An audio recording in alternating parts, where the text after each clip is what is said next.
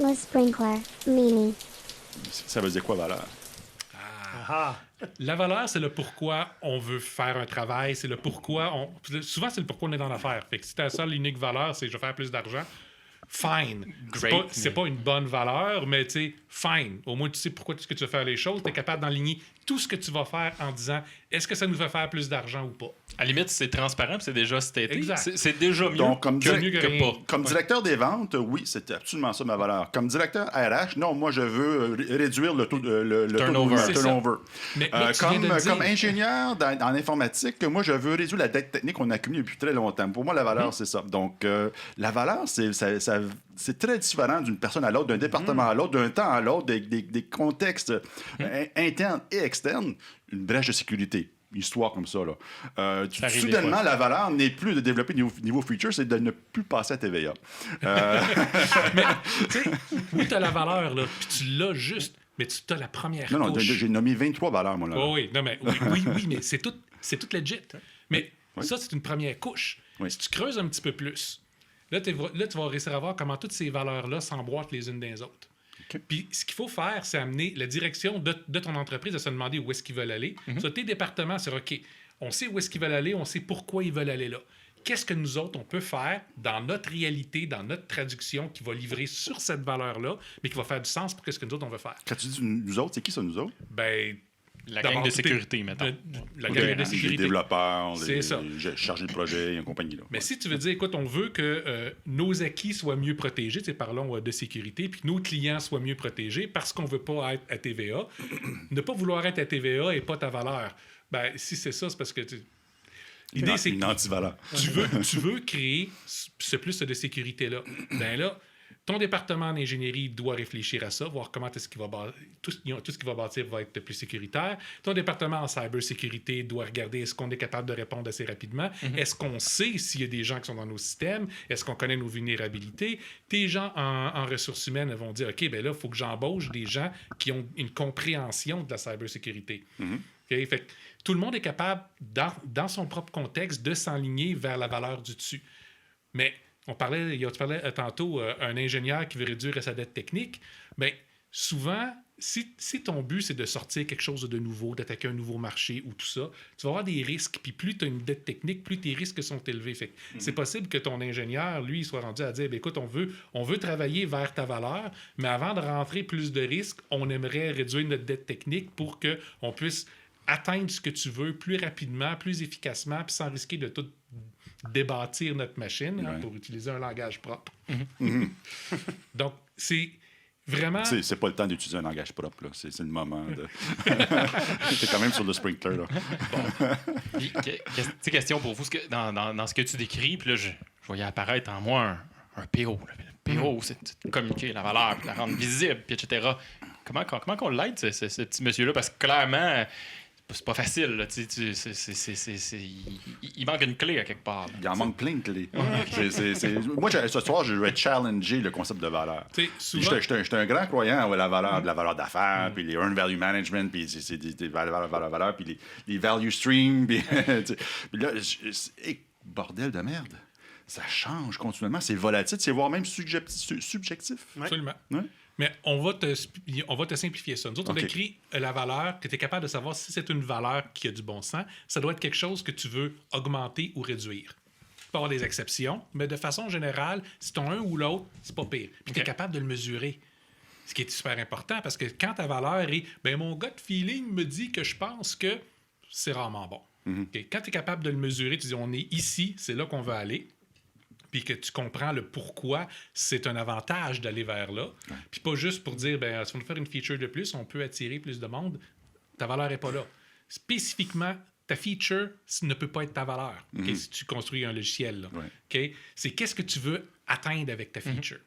Parce que peut-être que cette feature-là, ben c'est une stratégie pour atteindre ta valeur. C'est peut-être pas la bonne, c'est peut-être pas la meilleure. C'est peut-être une de plusieurs. C'est ça. Elle est peut-être 3 fois plus chère qu'une autre que tu pourrais faire qui pourrait être plus intéressante. C'est de se poser ces questions-là puis d'avoir ce raisonnement-là. Puis ça, on ne peut pas demander à une poignée de gestionnaires à faire toute cette réflexion-là à eux autres mêmes. Après ça, de demander à vos architectes de créer la solution, puis de demander à vos ingénieurs de l'exécuter, puis de se dire, ben là, si c'était pas la bonne affaire, pourquoi personne ne nous l'a dit? Ils n'ont pas l'occasion. À partir du moment où toute ta chaîne de valeur, tout ton monde dans ton organisation se demande, est-ce que ça vaut la peine que je fasse? Qu'est-ce qu'on me demande de faire? Puis on veut qu'il le challenge. Ouais. C'est difficile, surtout quand ça commence, parce qu'il faut l'apprendre. C'est difficile d'abord pour les gestionnaires qui n'ont pas l'habitude de se faire challenger. Puis là, Maurice arrête de taper sa table. J'ai même pas remarqué. Donc, Tu t'es fait chicaner par Mathieu, quoi? non, Même pas, non, c'est tout dans sa tête, ça s'est passé. Ou sur sa tête. j'ai des morceaux qui traînent autour et qui me disent comment bien me tenir. Oui. Donc, qu'est-ce que je disais? Oui, fait que c'est Challenger. difficile pour eux autres. C'est difficile pour des gens qui ont passé l'entièreté de leur vie à obéir et puis à exécuter. Puis ça, on commence à l'apprendre au secondaire. Là. Oui. OK? Au Même primaire. au primaire, ouais. C'est, tu t'assis, tu fais tes devoirs. Pourquoi ce que j'ai fait? Qu'est-ce que ça va me donner? Tu vas voir quand tu vas être grand. Bon, ben, j'ai 47 ans, là, puis les 3/4 des choses qu'on m'a demandé de faire dans ma vie, je ne comprends toujours pas pourquoi j'avais à les faire. Moi, je calcule là, des hyperboles tout le temps. Mm. Tout le temps, je suis tout le temps en train de faire des hyperboles. Mais ça, c'est un autre à faire. Les gens vont avoir tendance à essayer d'expliquer le pourquoi. Puis là, nous autres, on lui fait expliquer, puis là, on rit, puis t'es-tu sûr? Ouais. Demande les dons à celui qui te l'a demandé. Il demande, puis pas capable de répondre. Si la personne qui te l'a demandé n'est pas capable de répondre parce que lui, il va juste jouer au perroquet parce que quelqu'un d'autre lui a demandé, OK, ça remonte où, ça? Pourquoi vous faites ça? Fait que si vous ne savez pas pourquoi vous travaillez, faites-le pas puis dites non. Puis là, vous allez tellement choquer tout le système en haut de vous autres qu'il y a quelque chose qui va bouger. Quand on est là dans une organisation, on attaque tous les niveaux en même temps, rentrer ces idées-là puis dire c'est ça que vous voulez avoir. Fait que plutôt que toi, en tant que gestionnaire, qui va souvent, tu sais, quand on fait une transformation agile, on a vu ça souvent, les gestionnaires se sentent, OK, ben je sers à quoi, là? Ils ont peur pour leur job. Tu n'as pas besoin d'avoir peur de ta job. C'est juste que plutôt que d'être l'expert à celui qui dit aux autres quoi faire, puis de gérer leur travail, puis de gérer leur temps, tu deviens l'expert de problèmes. Il faut que tu comprennes le problème parce que les questions, ils vont t'arriver, puis tu as intérêt à être capable d'y répondre. Donc, le gestionnaire devient le Scrum Master. Intéressant. On a déjà entendu ça quelque part. Ou l'inverse. Je n'irai même pas avec au Scrum Master parce que ton Scrum Master, tu ne peux pas t'attendre à ce qu'il soit au courant de tout, à ce qu'il soit toujours assez connecté pour être capable de parler du côté financier, du côté développement d'affaires, du côté tel marché. Fait que tu as besoin d'avoir quelqu'un qui va prendre le temps pour ce qu'il va te demander, de comprendre le pourquoi il te le demande, de qu'est-ce qui est connecté avec ça. Puis plus tu as cette information-là, plus tes gens vont être capables de t'apporter les bonnes solutions, qui sont habituellement pas celles que tu demandes, mais qui sont celles que tu as besoin. Il y a une grosse différence entre les deux. Qui est une hypothèse qu'on a besoin. C'est ça. Ouais. Puis, on enseigne beaucoup aux gens, testez votre valeur, c'est-à-dire faites des petites expériences Des contrôlées. mesures d'impact. Ouais. Oui, ça. Essayez de voir, c'est-tu la bonne direction? Première des choses, c'est que, il faut que ça fonctionne. Hein? J'amène souvent l'analogie de l'avion. Tu peux désigner ton avion pendant 10 ans, si tu veux, mais si à 30 000 pieds dans les airs, elle tombe, c'était pas la bonne avion. Première affaire que tu veux, c'est qu'elle tienne là. Puis quand elle tient là, après ça, là, tu peux regarder comment on peut la rendre plus confortable, comment la rendre plus dynamique. OK? Donc ça, c'est quelque chose de simple, mais il faut se garder ça en tête constamment. Puis il faut que constamment les gens ramènent à dire notre avion, elle va le tuer en premier. Oui. On pense qu'il y aurait une autre façon que peut-être l'avion, c'est un peu overkill parce qu'on va juste à côté ici. Hein? Fait que trouvons un autre mode pour se rendre. Puis là, on peut avoir des stratégies complètement qu'on n'aurait jamais pensé avant. Là. Tu me le dis, Olivier, si je parle trop, parce que moi, quand je pars, je pars. On t'écoute. On là pour ça. On t'écoute. Il est prêt, il est là, il est là. Donc, qu'est-ce que je disais? C'est parfait pour nous. Hein. On pose une question, puis... Donc, avion, mode de transport, peut-être. Oui, c'est Ça ça. peut être, Bon. des fois, on a des solutions qui sont limite farfelues, Oui. mais qui sont vraiment intéressantes. Là. Ouais. On a eu avec certains groupes qu'on a aidés que la meilleure solution, le plan était de construire quelque chose de gigantesque. Puis la meilleure solution, quand les ingénieurs ont regardé ça, puis ont dit, on peut dire qu'est-ce qu'on pense? Oui, il faut juste enlever ce morceau-là, puis on a réglé le problème. Voilà, 500 000 de sauver, 2 oui. ans de développement, C'est puis... ça qu'on fait avec le 737 MAX? Ça? OK. C'est quoi l'histoire du 737 MAX? Je sais pas. Je connais pas. Ils ont juste compensé pour des problèmes de piquage de nez par du software, mais Ah oui, puis- je pense qu'il manquait de tests. Puis il a été cloué au sol pendant plein de Ah temps. ouais. puis tout. Ouais, ouais, Ouais. Puis, tu sais, on partait du concept de valeur, etc. T'as-tu un ex... Tu disais, il faut que ce soit mesurable, il faut que tu puisses le voir à la hausse, à la baisse, etc. Mais une bonne valeur pour toi, là. Juste pour jaser, un exemple que tu as eu en entreprise ou que tu as fait émerger ou quelque chose comme ça, parce que Ben- pour rendre ça concret. En tant que Maurice À quel niveau? ou Olivier. Parce que ça commence habituellement Ouais, en mais- haut. Ça peut être tout simplement, regarde, on a un client présentement qui veut développer des nouveaux marchés pour se diversifier. Il y a un outil qui est bon, mais qui est spécialisé pour un marché, puis il se dit, ben écoute, hein, si on peut les aider eux autres, on peut en aider d'autres. Et pourquoi ça commence en haut? Pour la valeur? Ils n'en savent rien en haut. Ben, Ils sont ils- complètement déconnectés, autant de leur clientèle interne qu'externe. Pour ça, ils sont bien contents de nous avoir. Ce que tu aurais besoin dans ton équipe de direction, Ouais. c'est qu'il y ait une idée d'où est-ce qu'ils ont envie d'aller. Si Ah, eux autres ne ok. savent pas où est-ce qu'ils veulent aller, il Ouais. faut se demander à quoi ils servent. Oh, ils savent, du moins ils font semblant de savoir. Le C-suite, Ah, mais ça... c'est clair pour eux. Là. Ils ont leur cravate, là, l'espèce de bidule qui coupe le sang au cerveau. Mm-hmm. Et puis, c'est... Non, c'est ça. Ben, ça, C'est pour ça que les têtes grossissent un peu, tu sais, quand tu Oui, à un moment donné, ça fait scanners un peu. Ça, c'est une des raisons pour Des lesquelles... références de films, je montre mon âge. Tu sais, ça, c'est une des raisons pour lesquelles l'approche qu'on a, on a tendance à avoir il y a de difficultés à l'amener dans ce genre d'entreprise-là, OK, hein, ouais. les plus grosses, où les gens sont sous sur Ouais. leur propre importance, Ouais. où ils ont été embauchés pour avoir raison.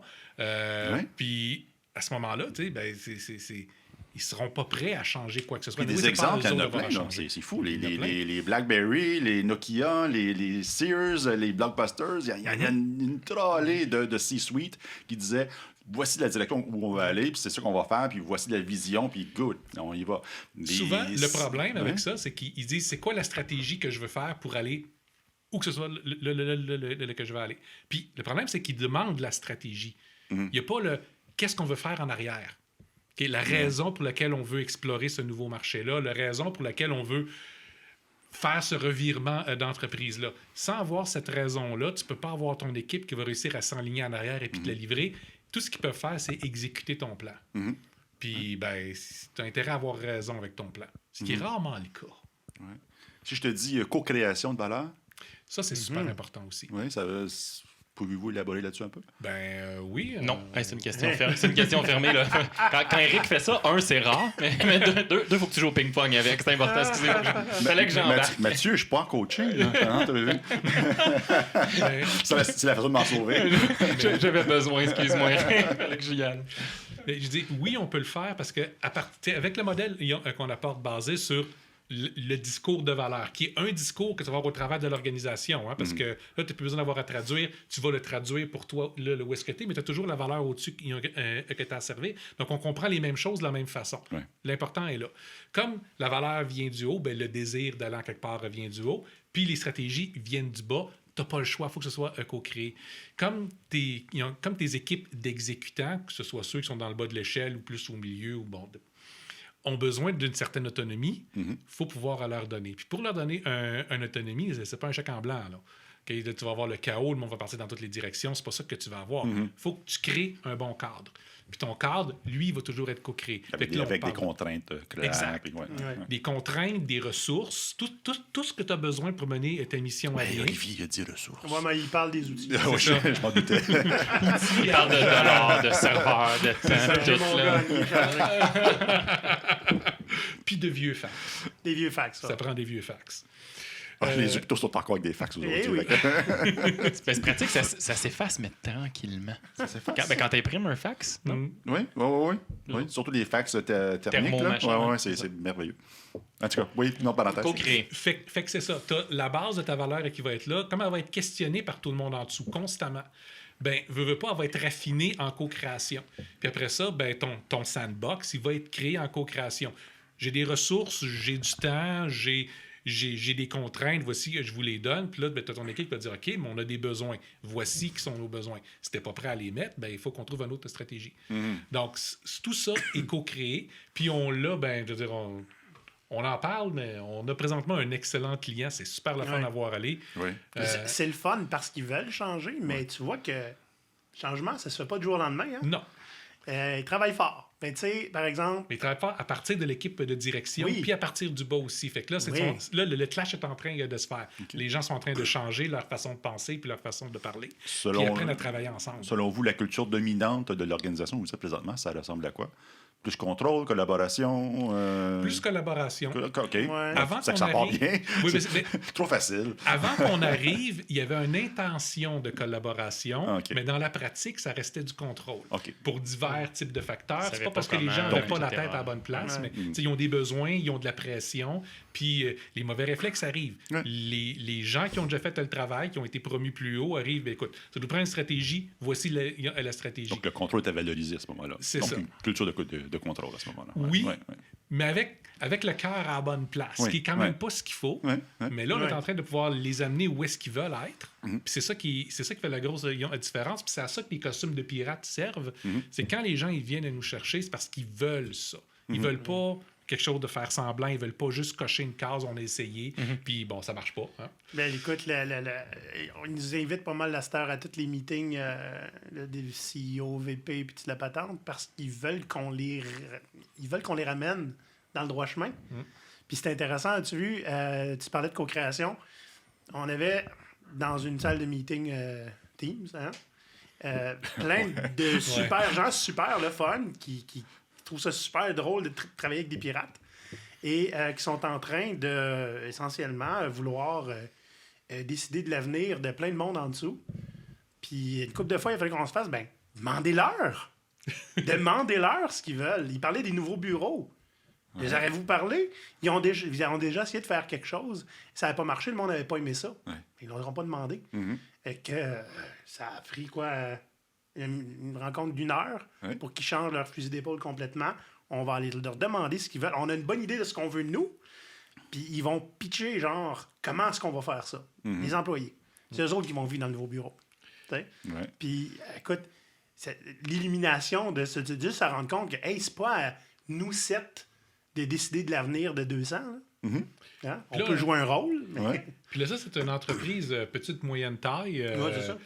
Mais je l'ai faite avec une grosse entreprise aussi. OK. Mais j'étais juste dans un département. J'étais en cybersécurité avec eux autres. Puis c'était une vieille organisation, donc avec plein de niveaux hiérarchiques. C'était très, très, très hiérarchique quand on est arrivé là. Puis ce qu'on a réussi à faire avec ça, c'est, tu sais, les démos où tu présentes tout qu'est-ce que tu as fait, où les gens devraient venir puis ils viennent jamais parce qu'ils trouvent ça plate.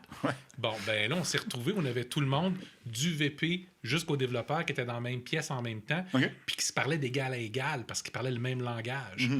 Là, tout le niveau hiérarchique était disparu. Il y avait des gens passionnés de cybersécurité qui parlaient ensemble. On a vu des décisions là, du monde qui disaient bon, on pourrait faire ça, mais ça nous coûterait genre tant d'argent. Décision s'est prise là, live. Quelque chose qui était impensable à cet endroit-là avant. Là. OK? Donc, juste parce que les gens parlent le même langage, s'aperçoivent qu'ils sont des gens compétents les uns les autres. Il n'y en a pas un qui est un exécutant, puis l'autre est un boss là, qui décide. À partir de ce moment-là, bien, il y avait quand même une hiérarchie, il y avait quand même des besoins qui étaient émis d'en haut. Mais avec les stratégies qui montaient d'en bas, maintenant, tout était compris. Puis, ben, c'est ça, ça a changé la dynamique complètement. Les choses se sont mises à bouger beaucoup plus vite. Hein. Il y avait 5 équipes, il n'y a rien qui sortait de là. Puis, soudainement, ben, il y avait de quoi qui sortait toutes les semaines. Une livraison de valeur démontrée à chaque semaine. Quand OK? tu livres souvent, le monde t'écoute. Exact. Tu as prouvé ta Bizarre. valeur tout le temps. Tu prouves que tu sais qu'est-ce que tu fais. Puis en haut, ben, la confiance augmente. Puis ils sont intéressés à savoir OK, comment tu fais, où est-ce que tu vas, où est-ce qu'on peut aller avec ça. Puis là, tu avais des gens qui étaient dans les positions pour décider, qui demandaient qu'est-ce que vous en pensez, vous autres. Fait que ça, c'était super intéressant aussi. Mais on l'a fait dans un département à cette place-là. Puis c'est plus là maintenant. Mais je vous ramène du moins dans ma réalité avec la question de Mathieu et non pas Martin. Comme tu veux. Roger. Roger. Ou Steve. Tant que c'est pas Kevin. C'est Le, pas vrai, c'est pas vrai, le j'ai pas de problème pauvre, le avec Kevin. pauvre PO, ou la pauvre PO dans une grande organisation, OK, qui veut travailler en priorisant par valeur les différentes fonctionnalités d'une application logicielle, par exemple. Mais se fait malmener par X, Y, Z stakeholder. Je mentionnais tantôt que le directeur de l'ingénierie veut absolument qu'on priorise la réduction de la dette technique. C'est ça la valeur numéro 1. Cybersecurity, c'est priorise tout de solidifier ce qui est déjà là. Puis juste à ce niveau-là, c'est est-ce qu'on refactor ce qui est existant ou est-ce qu'on ajoute des couches de protection ou on embauche un third party pour le faire? Non, ça, c'est dans les stratégies. Puis après ça, tu as les RH qui disent donne du travail trippant à tes gens parce que je perds du monde tous les semaines. Le travail juste sur des trucs mûches bidules, c'est poche. Puis les ventes. Il dit là, attends un peu, là, si ABC est en train d'introduire la nouvelle application mobile qui permet d'imprimer des chèques via la cam de ton téléphone. De l'argent gratuit qui sort de ton téléphone. Moi, j'ai besoin de ça pour pouvoir avoir des nouveaux clients. Le pauvre PO, bordel, qu'est-ce qu'il fait de un? Puis nous, comme coach agile ou comme Scrum Master, qu'est-ce qu'on peut faire pour l'aider? Ce qui est drôle dans ta phrase, c'est en quoi il est owner de quelque chose. C'est ça. Ce que tu dis, c'est malade. Ça commence à sentir le product clerk à ce moment-là, le commit backlog. Mais ça On arrive appelle souvent. ça un scapegoat. Un scapegoat. Si ça marche pas, c'est lui qui va être blâmé. Oui, mais l'intention est de transformer ce commis de backlog en propriétaire de produits. Mais lui ou elle doit conjuguer, doit naviguer les désirs, les besoins, définitions de valeurs différentes de différentes personnes et que le CEO n'a rien à cirer. Lui, il est parti dans des soupers, des galops et whatever. Là. Et donc, moi, ma question, c'est comment concrètement un coach agile ou un Scrum Master peut aider dans ce contexte excessivement difficile, mais qui est ma réalité à tous les jours, tout le temps. Si ton PO apprend à mettre le focus sur le problème plutôt que les solutions. Là, pour ça, tu peux commencer à prioriser les problèmes. Puis là, si tes équipes en dessous sont entraînées à faire... Je vais me rapprocher un peu. Hein? si tes équipes en dessous sont entraînées à faire du pushback puis à demander pourquoi je ferais ça, plutôt qu'une autre affaire. Puis si c'est parce que je te l'ai demandé, c'est automatiquement rejeté. Là, tu as des gens qui vont dire, OK, si tu parles comme ça à ton boss, tu vas te faire mettre dehors. Okay.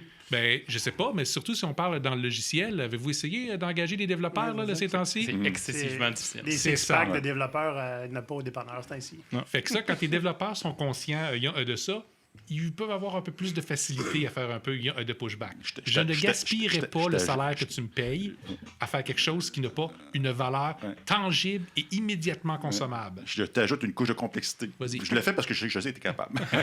Sinon, c'est là qu'on a du fun. Sinon, je fais attention. C'est une game de tennis qu'on regarde. Sinon, je fais attention.